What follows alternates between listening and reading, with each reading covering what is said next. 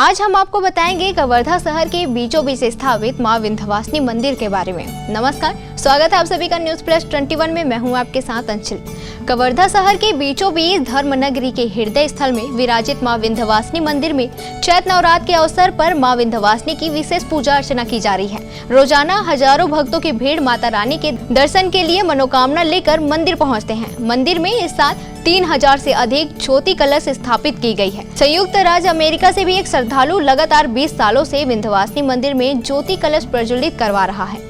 देखिए कवर्धा से डॉक्टर मिर्जा की रिपोर्ट। कवर्धा शहर के लोहारा रोड में स्थित वर्षों पुराना मां विंध्यवासिनी का मंदिर विराजमान है। मंदिर में चैत्र नवरात्र के पर्व पर मनोकामना ज्योति कलश प्रज्वलित की गई है, जिसके दर्शन पूजा अर्चना के लिए मनोकामना लेकर कवर्धा जिले सहित आसपास के राज्यों के श्रद्धालु भी मंदिर पहुंचते हैं। मां विंध्यवासिनी की मंदिर का इतिहास बहुत ही पुराना है। 7 दशक पूर्व पहले माता विंध्यवासिनी पेड़ के नीचे पिंड के रूप में विराजमान थी। पहले मंदिर का पुराना इलाका सुनसान झाड़ियों में ढका हुआ करता था, लेकिन मंदिर के स्थान पर एक कैत का पेड़ हुआ करता था, जिसके नीचे माता विंध्यवासिनी एक चबूतरे पर पिंड के रूप में विराजमान थी। वर्षों पुरानी लोगों की मान्यता है कि मां विंध्यवासिनी जब 7 दशक पूर्व कैत के पेड़ के नीचे पिंड के रूप में विराजमान थी, तब पेड़ के पास ही एक झोपड़ी में कलिंद्री नामक की कोढ़ीन महिला निवास करती थी। कोढ़ीन महिला मां विंध्यवासिनी के पिंड की मिट्टी को रोजाना अपने शरीर पर लगाती थी। धीरे धीरे कोढ़ीन महिला ठीक हो गई, जिसके बाद से मां विंध्यवासिनी की प्रसिद्धि बढ़ती चली गई। जिसके बाद से मंदिर का निर्माण कोढ़ीन महिला स्वर्ग कलिंद्री बाई के द्वारा कराया गया।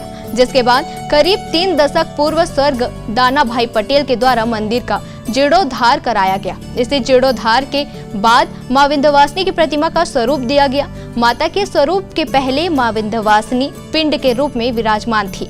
अब कवर्धा जिले के अलावा अन्य राज्य और अन्य देश से भी लोग दर्शन के लिए मां विंध्यवासिनी मंदिर पहुंचते हैं। मां विंध्यवासिनी मंदिर में 7 दशक पूर्व चैत्र नवरात्र और शारदीय नवरात्र में एक ज्योति कलश प्रज्वलित किया जाता है।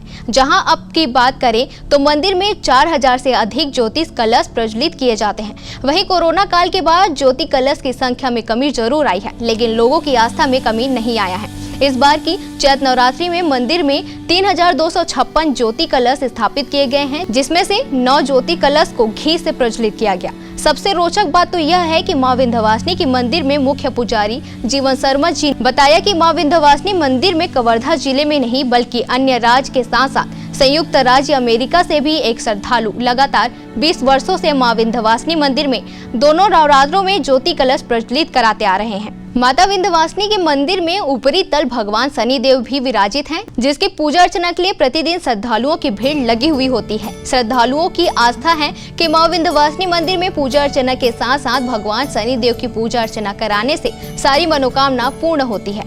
ऐसे ही कवर्धा शहर की रहने वाली श्रद्धालु महिला शकुंतला सिन्हा ने बताया कि वह बचपन से मां विंध्यवासिनी की पूजा अर्चना करने मंदिर आती हैं। मंदिर आने के बाद मन को शांति की अनुभूति होती है। साथ ही माता रानी ने उनकी सभी मनोकामना पूर्ण किया है। तो वैसे ही तमाम जानकारियों से लगातार अपडेट रहने के लिए देखते रहिए न्यूज प्लस 21, आपके हक की बात।